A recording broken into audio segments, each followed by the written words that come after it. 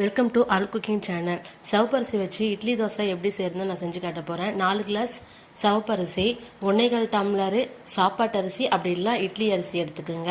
1/4 tumbler சோளம் எடுத்துக்கோங்க. கருப்பு உளுந்து 1/4 டம்ளர், நார்மல் உளுந்து 1 டம்ளர், 1.5 ஸ்பூன் வெந்தயம் போட்டு நல்லா கழுவி எடுத்துக்கிட்டு நல்லா மூழ்கிற அளவுக்கு தண்ணி ஊற்றி 7லேருந்து 8 ஹவர் நல்லா ஊற வச்சுக்கோங்க.